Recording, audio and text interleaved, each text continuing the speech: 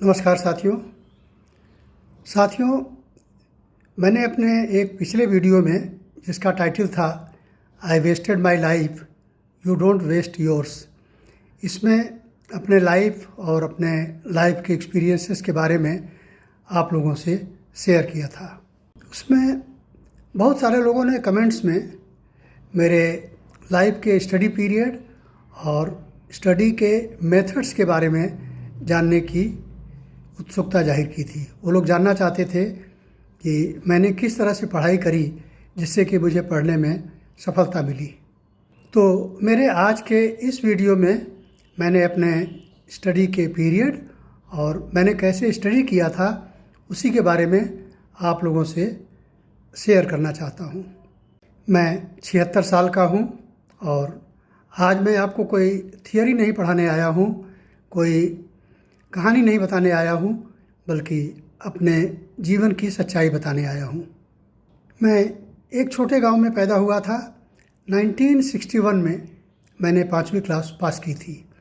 साथियों, यहाँ आपको एक जानकारी दें, उस पीरियड में मैं वैसे 1951 में पैदा हुआ था और 1961 में मैं 5वीं क्लास पास किया था।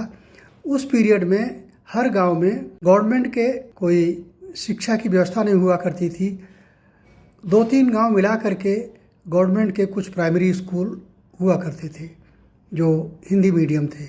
इंग्लिश मीडियम उस समय प्रिवेलेंट नहीं था। बड़े बड़े शहरों में रहा होगा, लेकिन गांव में और छोटे टाउन में उस समय हिंदी मीडियम ही पढ़ाया जाता था। हमारे गांव के पास में एक टाउन था जिसका नाम है ज्ञानपुर। वहाँ पर गवर्नमेंट के इंटरमीडिएट कॉलेज थे, गवर्नमेंट के पोस्ट ग्रेजुएट कॉलेज थे और वहाँ पर गवर्नमेंट की प्राइमरी स्कूल भी थी, लेकिन वो हमारे घर से 3 किलोमीटर दूर था। इसलिए हम लोग गांव के पास में दूसरे गांव में जो गवर्नमेंट प्राइमरी स्कूल था हिंदी मीडियम, वहाँ पढ़ने जाया करते थे। वो हमारे घर से करीब 1.5 किलोमीटर दूर था। उस समय ना मोबाइल, ना इंटरनेट, ना इंग्लिश मीडियम, ना कोई कोचिंग। 5th क्लास में टॉपर कोई महत्व नहीं रखता, क्योंकि 5th क्लास तो कोई बड़ी क्लास नहीं होती। लेकिन साथियों, 10th में यूपी बोर्ड में मैं फर्स्ट डिवीज़न पास हुआ था। 11th और 12th में उस साल 1968 में यूपी बोर्ड में मेरी 5वीं रैंक आई थी। आज भी उस इंटरमीडिएट कॉलेज में 1968 लिखा हुआ बोर्ड है जिसमें मेरा नाम उन लोगों ने बड़े गर्व के साथ लिखा हुआ है। स्कूल के लिए गर्व की बात हो सकती है, लेकिन साथियों सच बताऊं, मुझे इसका कोई गर्व नहीं है, कोई घमंड नहीं है। हाँ, 10th क्लास में फर्स्ट डिवीज़न पास होने का नतीजा ये हुआ कि मुझे 11th, 12th और आगे चलकर इंजीनियरिंग में भी 75 रुपीज़ पर मंथ की स्कॉलरशिप मिलने लगी। साथियों, 1961, 68, 67 उस समय के ज़माने में 75 रुपीज़ की बहुत कीमत होती थी। हम उस समय 5 भाई पढ़ रहे थे, जो कि हमारे 5 भाइयों के लिए काफ़ी थी। 1968 में 12वीं के मार्कशीट में मुझे मैथ्स और साइंस में डिस्टिंक्शन भी मिले थे। ये सब कैसे हुआ, यही मैं आज आपको बताना चाहता हूँ। तो साथियों, मैं बताऊँ कि गांव से उस प्राइमरी स्कूल में 1.5 किलोमीटर रोज़ आना, छुट्टी के दिन छोड़कर नंगे पैर हम लोग जाया करते थे। उस समय इंफ्रास्ट्रक्चर नहीं था। खेतों के बीच पगडंडियों के थ्रू होते हुए हम लोग दूसरे गांव में पहुंचते थे। सुबह 9:30-10 बजे खाना खाने के बाद एक कपड़े में 2-3 रोटी, कभी घी लगा के और नमक लगा के, कभी घी लगा के और साथ में गुड़ लेके एक छोटी सी पोटली बना करके साथ में ले जाया करते थे, जो हमारे लिए दोपहर का लंच होता था। उस समय मिड डे मील वगैरह का कोई अरेंजमेंट गवर्नमेंट की तरफ से नहीं होता था।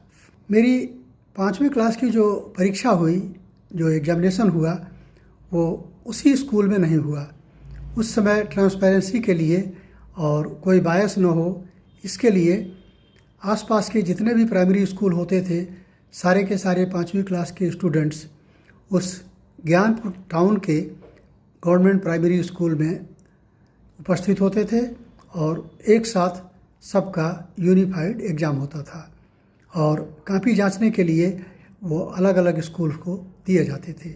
वहाँ पर हमने जब 5वीं में हाईएस्ट मार्क्स स्कोर किए, 150 में मुझे उस समय 115 नंबर मिले थे, तो हमारे जो गुरु थे, हम लोग मुंशी जी कहा करते थे, वो बहुत ही प्रसन्न हुए।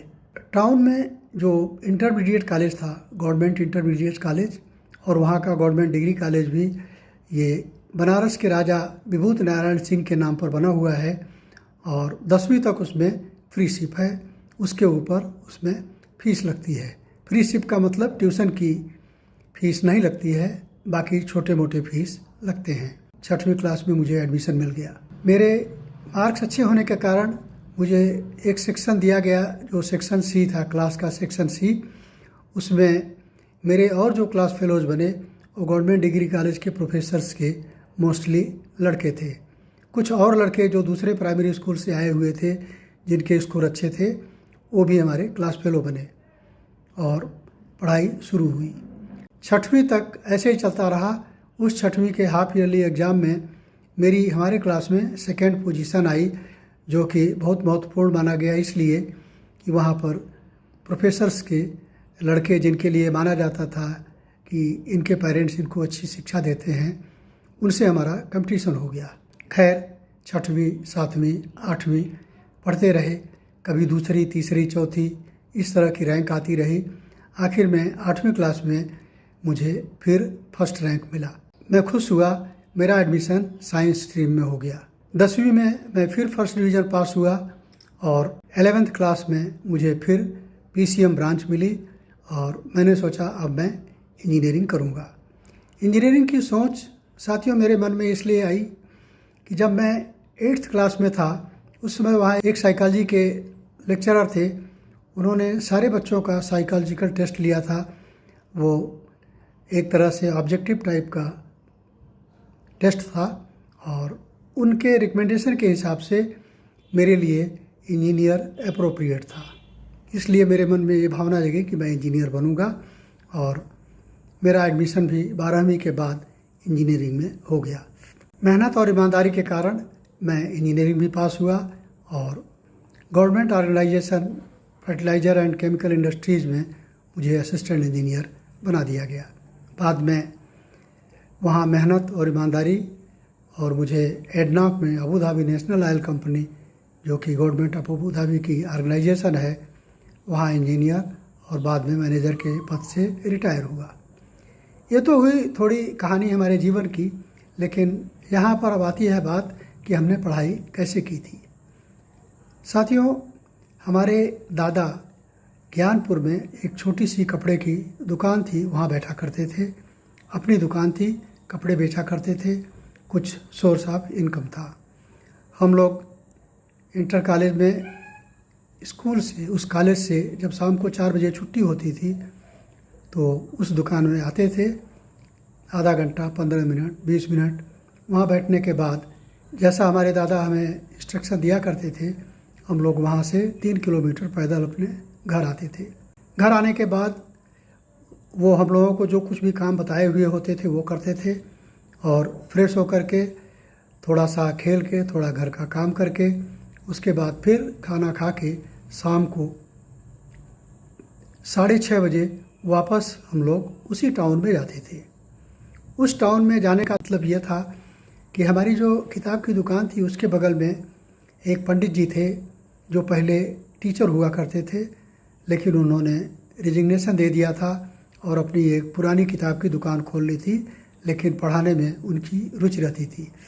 हमारे दादा ने उनसे रिक्वेस्ट किया और वो तैयार हो गए कि ठीक है, आप अपने बच्चों को हमारे घर पर रात में भेज दिया करिए, वो हमारे घर पर पढ़ा करेंगे, सुबह पढ़ेंगे और सुबह वो वापस चले जाएंगे। इस तरह से साथियों, शाम को 6:30 बजे खाना वगैरह खा के हम लोग 3 किलोमीटर वापस उसी टाउन में पंडित जी के घर पर जाया करते थे। वहाँ जाने के बाद पंडित जी ने एक शेड्यूल बनाया। वो कहते थे कि हमारे शेड्यूल के हिसाब से ये जो रूटीन है वो ये है कि तुम रोज़ाना एक पेज हिंदी से इंग्लिश में ट्रांसलेशन बनाओ।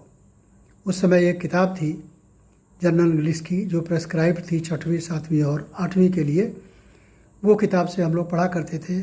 उसमें करीब 70-75 एक्सरसाइजेज रहे होंगे जो हिंदी में लिखे होते थे और उसको इंग्लिश में ट्रांसलेशन करने के लिए पंडित जी ने हम लोगों को इंस्ट्रक्शन दिया था, रोज़ाना एक पेज।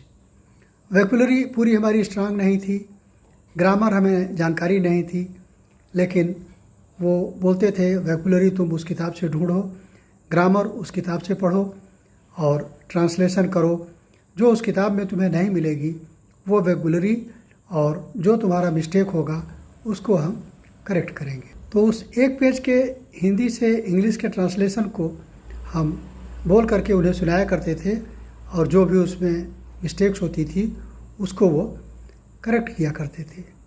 उसके बाद हमें फ्रीडम थी कि अपने मैथ्स के कम से कम 10 से 15 क्वेश्चंस सॉल्व करो और फिर उसके बाद अपने सिलेबस की जो भी पढ़ाई करना चाहे वो करो, लेकिन रात को 10 बजे तक पढ़ना आवश्यक था। रात को 10 बजे हम लोग सो जाते थे। सुबह में 4 बजे भोर में हमें जगाया जाता था। हमें कभी भी 4 बजे भोर में उठ के पढ़ने की इच्छा नहीं होती थी, नींद अच्छी आती थी। 4 बजे मुझे जगा भी दिया जाता था तो भी लालटेन जला करके, उस समय बिजली की व्यवस्था नहीं थी, हम लोग केरासिन का लालटेन जलाया करते थे। लालटेन जलाकर उसके सामने बैठे ऊँघते रहते थे। कुछ खास पढ़ाई नहीं हो पाती थी, लेकिन ठीक 6 बजे पंडित जी हमें उस पढ़ाई से डिसकंटिन्यू करते हुए कुछ चटाई देते थे, टाट देते थे, वो उनके घर के सामने मैं बिछा देता था। इसी पीरियड में कभी कभी आवश्यकता पड़ने पर उनके घर के लिए कुएं से पानी खींचना, उनकी भैंस का गोबर इधर उधर ले जाके फेंक के आना, ये भी काम हम लोगों से करवाया जाता था। और हम लोग गुरु शिष्य की रिश्ते को समझते हुए बड़ी प्रसन्नता से ये काम कर देते थे। सुबह 6 बजे जगाने के बाद पंडित जी हमारी ड्यूटी लगा देते थे। उनके पास आसपास के गांव के 5-7 लड़के पढ़ने के लिए आया करते थे, विशेषकर मैथमेटिक्स, और जिम्मेदारी मुझे दी गई थी कि मैं उन बच्चों को मैथमेटिक्स पढ़ाऊं। और मैथ्स पढ़ने वाले वो सारे के सारे विद्यार्थी जिस क्लास में हम पढ़ते थे उसी क्लास के लेवल के आते थे। और मेरी बदनामी ना हो जाए, अगर मैंने गलत पढ़ा दिया लोग हंसेंगे, इसलिए कोर्सेज़ को रात को अच्छी तरह से तैयार कर लिया करता था और सुबह मैं उन लोगों को पढ़ाया करता था। सुबह करीब 7:30 पौने 8 बजे ये पढ़ाने का कार्यक्रम बंद होता था और वहाँ से 3 किलोमीटर फिर हम लोग वापस आते थे अपने गांव, अपने घर। घर आने के बाद हम लोग फ्रेश होते थे, खेतों का कुछ छोटा काम होता था उसे करते थे। और हमारे यहाँ चूँकि खेती का माहौल था, हम लोगों के यहाँ फार्मिंग होती थी, खेती होती थी। हमारे घर पर 4 बैल होते थे, 2 भैंसें होती थी। उनका गोबर फेंकना, उनके नाद में पानी डालना, हमारी एक दादी थी, हमारे 2 दादी थी वैसे, लेकिन जो बड़ी वाली दादी थी उनकी हेल्प करना, मैं और मेरे एक छोटे चाचा थे, वो दोनों जानवरों का गोबर फेंकना, उसमें पानी डालना और उसमें फाडर डालना, ये काम होता था। और सुबह में उनका फाडर तैयार करने के लिए वहाँ पर एक हाथ से घुमाई जाने वाली मशीन होती थी, जिसको करने के लिए हम अपने पिताजी की मदद किया करते थे। इस तरह से हम लोग खेती में भी कुछ काम किया करते थे और जानवरों के पालन पोषण में भी हम लोगों का कंट्रीब्यूशन होता था। फिर वो फॉडर बनाने के बाद हम लोग तुरंत भाग के जाया करते थे। गांव के आस पास में एक तालाब था, वहाँ बारिश का पानी इकट्ठा हुआ रहता था, उसमें हम लोग जंप करके नहाते थे, थोड़ा बहुत स्विमिंग करते थे। खास करके छुट्टी के दिन हम लोग वहाँ ज़्यादा स्विमिंग किया करते थे। बाकी हम लोग वीकडेज वहाँ पर स्विमिंग करके नहा के आया करते थे। घर पहुँचने के बाद हम लोगों को जल्दी होती थी, खाना खाएं और तुरंत कॉलेज चले जाएं। मुझे याद है अधिकतर मेरी छोटी वाली दादी हम लोगों के लिए सुबह में खाना बनाती थी। हम लोग कभी खिचड़ी, कभी बाटी, कभी रोटी दाल, ये खा करके और तेज़ कदमों से 3 किलोमीटर दूर वापस इंटर कॉलेज में चले जाते थे। उस इंटरमीडिएट कॉलेज में थोड़ी सी फीस लगती थी, ट्यूशन फीस तो माफ़ थी, लेकिन थोड़ी फीस जैसे 4 आने 6 आने इस तरह से पर मंथ लगता था। वो इसलिए क्योंकि हम लोगों को दोपहर को लाई और चना भुना हुआ थोड़ा दिया जाता था क्योंकि वहाँ पर कोई लंच की व्यवस्था नहीं थी। साथियों, 7th स्टैंडर्ड से लेके 12th स्टैंडर्ड तक इंग्लिश का एक पेज ट्रांसलेशन, इसने हमें सारे जनरल इंग्लिश के ग्रामर के वोकैबुलरी और मेथड्स अच्छी तरह से तैयार करा दिए और मैथमेटिक्स खुद तैयार करके उसके बाद बच्चों को पढ़ाना, एक तरह से मैं मैथमेटिक्स में बहुत कॉन्फिडेंट हो गया, मेरा भय दूर हो गया और सारे कंसेप्ट्स एकदम क्लियर होते चले गए, जिसका परिणाम ये हुआ कि यूपी बोर्ड में मुझे रैंक मिला। इस तरह से मैंने अपने स्टडी के पीरियड में 3 चीज़ें कभी नहीं छोड़ी। रोज़ाना थोड़ी पढ़ाई, मैथ्स के 10-15 क्वेश्चंस, इंग्लिश का एक पेज का ट्रांसलेशन और कंटिन्यूटी और डिसिप्लिन। छोटा काम लेकिन रोज़। दूसरा, ट्रांसलेशन के बाद में उसको करेक्ट कराना। साथियों, अगर हम लोग कुछ भी पढ़ाई करते हैं और उसका टेस्ट होता है तो हमें पता लगता है कि हम किस लेवल पर हैं, लेकिन अगर कंटिन्यूसली उसको कोई चेक करके और हमारे मिस्टेक्स को करेक्ट करता जाए तो ये बेस्ट ऑप्शन होता है हमारी पढ़ाई इम्प्रूव होने का। तो इस तरह से करेक्शन मेरे गुरुजी करा दिया करते थे। बिना करेक्शन के ये सारी मेहनत अधूरी होती। और तीसरी चीज़ जो मैंने नहीं छोड़ी थी वो दूसरों को पढ़ाना। साथियों, अगर आप टीचर बन के किसी को पढ़ा रहे हैं, इसका मतलब कि आपकी सब्जेक्ट में मास्टरी है। हम तो स्टूडेंट थे, मास्टरी तो थी नहीं, लेकिन मैं अपने कोर्सेज़ को इस तरह से तैयार कर लेता था कि जितना भी पढ़ाऊँ वो ऐसा ना हो कि कहीं गलत हो जाए, क्योंकि हमारे पढ़ाई को हमारे पंडित जी जो गुरु जी थे वो मॉनिटर किया करते थे। ये तो था हम लोगों के पढ़ने का शेड्यूल, लेकिन इसके अलावा हम लोग गांव में जब भी होते थे, खास करके संडे के दिन या जिस दिन छुट्टी हो उस दिन गांव के बगीचे में या खेतों में जाके खेलते थे। फेस्टिवल के दिन भी कभी कभी हम लोग खेला करते थे, जैसे नागपंचमी। हम लोगों के खेल में मोस्टली आउटडोर गेम होता था, कबड्डी खेत में या बगीचे में, और हाई जंप, लॉन्ग जंप, कभी कभी एक दूसरे के साथ दौड़ने का कंपटीशन। जाने अनजाने में इस तरह के खेल हम लोग कोई एक्सरसाइज के लिए नहीं करते थे, लेकिन हम लोगों को मज़ा आता था इसलिए करते थे। इसलिए हम लोगों का एक्सरसाइज भी होता रहा, शरीर मजबूत रहा, मन फ्रेश हो जाता था और पढ़ने में फोकस भी होता था। आज के बच्चे या तो मोबाइल में या तो प्रेशर में, ये दोनों ही चीज़ें साथियों गलत हैं। बच्चों के ऊपर प्रेशर नहीं होना चाहिए और मोबाइल का मिसयूज़ तो सारी दुनिया में जग जाहिर है। हाँ, मोबाइल का अच्छा इस्तेमाल हो भी सकता है, लेकिन इसके लिए तो मैच्योरिटी ज़रूरी है। इस तरह से खास करके हमारे स्टूडेंट लाइफ में बैलेंस ज़रूरी है। शारीरिक मेहनत, पढ़ाई और एंटरटेनमेंट। आज सब कुछ है, बुक्स फ्रीली अवेलेबल हैं, पेरेंट्स एफ्लुएंट मनी है, उनके लिए क्या चाहिए, 1 सेकंड में वो चीज़ें हाजिर हो जाती हैं। इंटरनेट है, मोबाइल है और कोचिंग है। लेकिन साथ ही साथ आई है एक प्रॉब्लम। वो प्रॉब्लम क्या है? एक तो रेगुलरिटी नहीं है, कंसिस्टेंसी नहीं है और फोकस नहीं है। पढ़ने का साथियों सिंपल सोल्यूशन जो कि हम करते थे, आज बच्चे भी कर सकते हैं। अगर ज़रूरत है तो थोड़ा बहुत मॉडिफाई कर सकते हैं। रोज़ाना मैथ्स के क्वेश्चन सॉल्व करना, रोज़ाना लैंग्वेज को इम्प्रूव करना, जैसे कि मैं एक पेज ट्रांसलेशन डेली करता था। आप सोचिए 6 साल लगातार, उसमें गर्मी की छुट्टियों को निकाल दीजिए तो कम से कम 320-330 दिन रोज़ाना एक पेज ट्रांसलेशन, 6 साल आपको कहाँ ले जाएगा?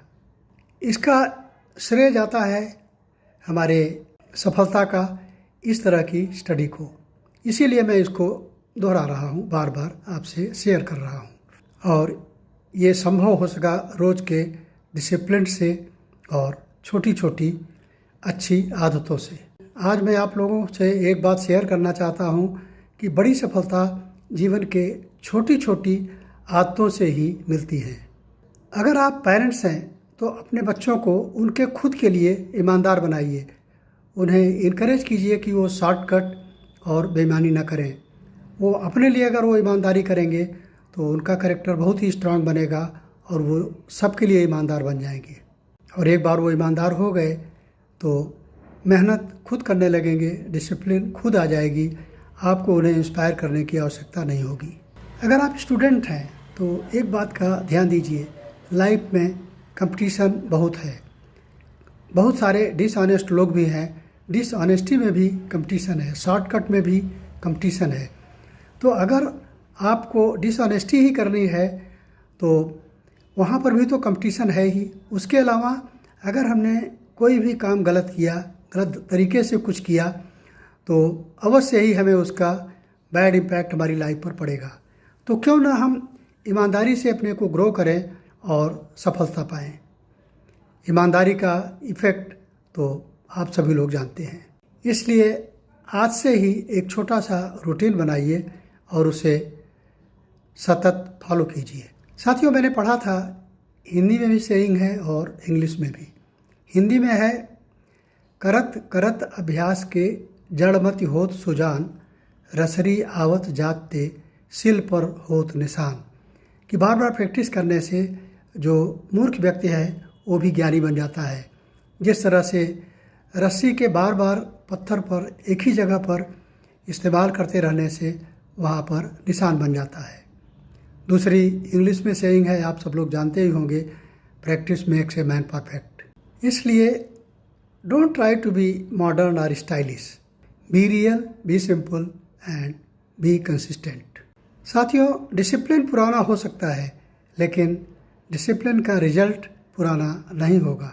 साथियों, एक बात मैं आपसे और कहना चाहूँगा, इसी मेथड को फॉलो करने के लिए हमने अपने दोनों बच्चों को, दोनों लड़कों को प्रेरित किया और मेरा बड़ा बेटा इसी तरह से पढ़ाई करके कंटिन्यूटी, फोकस और सिंसियरिटी के साथ, मेहनत के साथ पढ़ाई करने के बाद MBBS डॉक्टर बना, MD बना रेडियोलॉजी में। दूसरा बेटा, जो छोटा वाला बेटा है, वो हियरिंग इम्पेयर्ड है, वो डेफ एंड म्यूट है, उसे सुनाई नहीं देता, लेकिन प्रैक्टिस, अभ्यास और कंटिन्यूटी, फोकस, मेहनत से पढ़ाई, और आज वो national thermal power corporation, government of India का पावर प्लांट है दादरी के पास, गाज़ियाबाद के पास, वहाँ पर वो मैकेनिकल इंजीनियर के रूप में कार्यरत है। तो साथियों, आप अपने बच्चों को भी अगर इस तरह से प्रेरणा देंगे, उन्हें इस तरह से मेहनत करने के लिए रेगुलर फोकस्ड बनाएंगे, तो कोई भी चीज़, किसी तरह की भी सफलता पाने के लिए किसी का मुंह नहीं देखना पड़ेगा और ज़रूर सफलता मिलेगी। आप लोगों को मेरे लाइफ से कोई और भी चीज़, कोई और जानकारी जाननी हो तो आप कमेंट में लिखिएगा, फिर मैं अगला वीडियो उसी के आधार पर बनाऊंगा और आप लोगों के साथ अपने जीवन के बाकी क्षण शेयर करूंगा। धन्यवाद। Thank you very much.